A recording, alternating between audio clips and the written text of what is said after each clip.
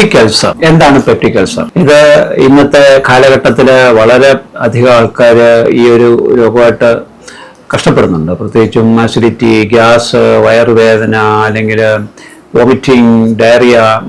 അപ്പൊ ഇതെല്ലാം നമ്മൾ ആഹാരത്തിലുണ്ടാകുന്ന വ്യതിയാനങ്ങൾ, സമയത്ത് ആഹാരം കഴിക്കാത്ത അവസ്ഥയിലൊക്കെ സാധാരണ ഒരുപാട് പേർക്ക് ഗ്യാസ് എന്ന് പറഞ്ഞ് നടക്കുന്നുണ്ട്. ഇതിനെക്കുറിച്ച് ശരിക്കും ഒരു അവബോധം ഉണ്ടെങ്കിൽ മാത്രമേ ഇത് അൾസർ ആണോ അല്ലയോ, അല്ലെങ്കിൽ അസിഡിറ്റി ആണോ അല്ലയോ എന്നുള്ളത് അറിയാൻ പറ്റൂ. കാരണം വയറുമായിട്ട് ബന്ധപ്പെട്ട് ഒരുപാട് കണ്ടീഷൻസ് ഉണ്ട്.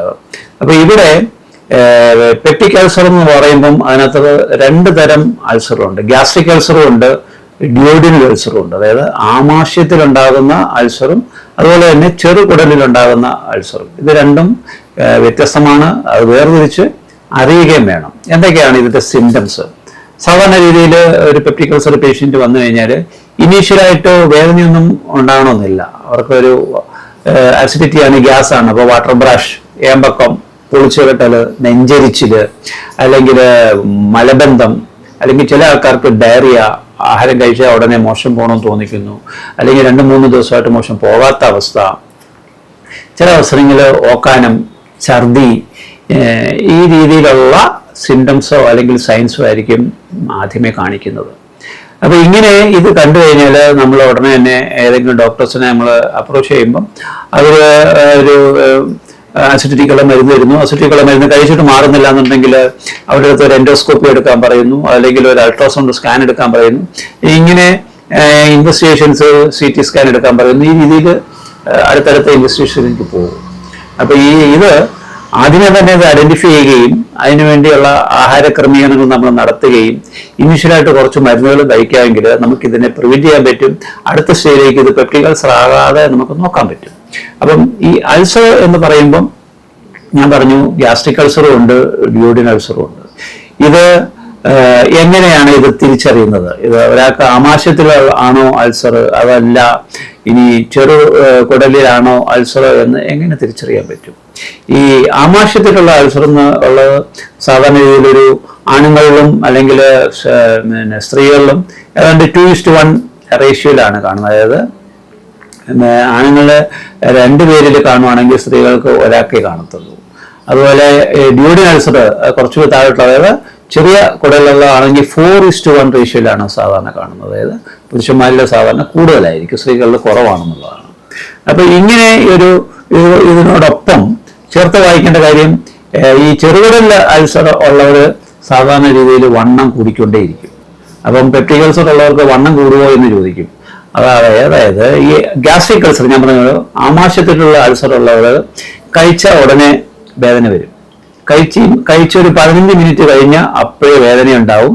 അവർക്ക് ആഹാരം കഴിക്കാൻ പറ്റില്ല. ഉടനെ തന്നെ പെട്ടെന്ന് അവർ വേദന സമാധി കഴിക്കാനോ അല്ലെങ്കിൽ പോയി കിടക്കുകയോ അതല്ലെങ്കിൽ മറ്റെന്തെങ്കിലും മാർഗങ്ങൾ നോക്കാൻ അവർ ശ്രമിക്കും. പക്ഷേ ഈ ഡ്യൂഡിനൽ അൾസർ, അതായത് ചെറുകുടലിലുള്ള അൾസർ ഉള്ളവർക്ക് ഒരു 2.5 മണിക്കൂർ കഴിഞ്ഞിട്ടൊക്കെ വേദന വരത്തുള്ളൂ. ആഹാരം കഴിച്ച് 2-2.5 മണിക്കൂർ കഴിഞ്ഞിട്ട്, അതായത് ഡൈജഷൻ ഇനീഷ്യേറ്റ് ചെയ്ത് അല്ലെങ്കിൽ അതിന്റെ ഫൈനൽ സ്റ്റേജിൽ മാത്രമേ വേദന വരത്തുള്ളൂ. അങ്ങനെ അതൊരു 4-4 മണിക്കൂർ വരെയും ആ വേദന നീണ്ടു നിൽക്കും. അതായത് ആഹാരം കഴിച്ച് 2.5 മണിക്കൂർ മുതൽ 4-4.5 മണിക്കൂർ വരെയും ആ വേദന ഉണ്ടാകും. ഒപ്പം അവർക്കുള്ള ഒരു അഡ്വാൻറ്റേജ് എന്ന് പറഞ്ഞു കഴിഞ്ഞാൽ ആഹാരം കഴിക്കാമെന്നുണ്ടെങ്കിൽ അവർക്ക് റിലീഫാണ്, വേദന കുറയും. അപ്പൊ ഇങ്ങനെ വരുമ്പോൾ എന്ത് പറ്റും? ഇവര് കപ്പലണ്ടി അല്ലെങ്കിൽ കേക്ക് അല്ലെങ്കിൽ ബിസ്ക്കറ്റ് ഇതൊക്കെ കരുതിയ ഈ പേഷ്യന്റ് നടക്കത്തുള്ളൂ. അപ്പൊ നിങ്ങൾ വിചാരിച്ചോണം, ഇങ്ങനെ കൂടെ വയറുവേദന ഉണ്ടെന്ന് പറയുകയും ആഹാരം കഴിക്കുകയും ചെയ്യുന്നെങ്കിൽ അവർക്ക് ഡ്യൂഡിനൽ അൾസർ ഉണ്ട് എന്ന് മനസ്സിലാക്കണം. അങ്ങനെ ഇവര് കൂടെ ആഹാരം കഴിക്കുന്നതുകൊണ്ട് എന്ത് പറ്റും? അവർക്ക് വെയിറ്റ് കൂടും, വണ്ണം കൂടും. അപ്പം അവർ ഒബീസ് ആയിക്കൊണ്ടേയിരിക്കും. അപ്പൊ വണ്ണമുള്ള അൾസർ പേഷ്യന്റ് എന്ന് നമ്മൾ വിശേഷിപ്പിക്കേണ്ടി വരും. അതാ ഞാൻ പറഞ്ഞത്, ഇത് തമ്മിൽ തിരിച്ചറിയാനുള്ള ഒരു ഷോർട്ട് കട്ടാണ്. വണ്ണമുണ്ടോ വണ്ണമില്ലയോ എന്ന് നോക്കുക, വേദന ഉടനെ വരുന്നുണ്ടോ അതോ കുറച്ച് കഴിഞ്ഞാണോ വേദന വരുന്നത് നോക്കുക. അപ്പൊ ഇങ്ങനെ ഇതിന് തിരിച്ചറിയണം. ഒപ്പം ഈ ഇൻവെസ്റ്റിഗേഷൻസ് ഞാൻ പറഞ്ഞു കഴിഞ്ഞു ഓൾറെഡി. ഒരു അൾട്രാസൗണ്ട് സ്കാനോ ഒരു എൻഡോസ്കോപ്പിയോ എടുത്തു കഴിഞ്ഞാൽ ഇതിന്റെ ഇന്റൻസിറ്റി നിങ്ങൾക്ക് അറിയാൻ സാധിക്കും. അതല്ല ചെറിയ സിംറ്റംസ്, ഇപ്പോൾ വാട്ടർ ബ്രഷ്, ഏമ്പക്കം, പൊളിച്ചുകെട്ടല്, നെഞ്ചരിച്ചില്, ഓക്കാനം, ഛർദില്, അതുപോലെ തന്നെ ഡയറിയ അല്ലെങ്കിൽ കോൺസ്റ്റിപ്പേഷൻ. ചില സിറ്റുവേഷൻസിൽ മാത്രം ഹിമറ്റമസിസ്, ചിലപ്പം രക്തം ഛർദിച്ചെന്ന് വരാം, അല്ലെങ്കിൽ മോഷണൽ ബ്ലഡ്, മോഷണൽ ബ്ലഡ് ചിലപ്പോൾ കണ്ടെന്ന് വരാം. അപ്പൊ ഇത്രയും സിംറ്റംസും നിങ്ങൾ മനസ്സിൽ കരുതിക്കണം. ചികിത്സയുടെ ഭാഗത്തോട്ട് വരുവാണെന്നുണ്ടെങ്കിൽ ഇത് സമയത്ത് ആഹാരം കഴിക്കുക വളരെ പ്രധാനമായിട്ടുള്ളൊരു കാര്യമാണ്. പിന്നെ 5S എന്ന് പറയുന്നത് സ്മോക്കിംഗ് ഒഴിവാക്കുക, സ്ട്രെസ് ഒഴിവാക്കുക, സ്പിരിറ്റ്സ് ലിക്കർ കഴിയുന്നത്ര ഒഴിവാക്കുക. അതുപോലെ തന്നെ സ്ലീപ്ലെസ്നെസ്, ഉറക്കക്കുറവ്. കാരണം നൈറ്റ് ഡ്യൂട്ടി ഒക്കെ ചെയ്യുന്നവർക്ക് പലപ്പോഴും ഇത് വരാറുണ്ട്, sleeplessness. Then smoking, stress, spirit, then irregular food habits.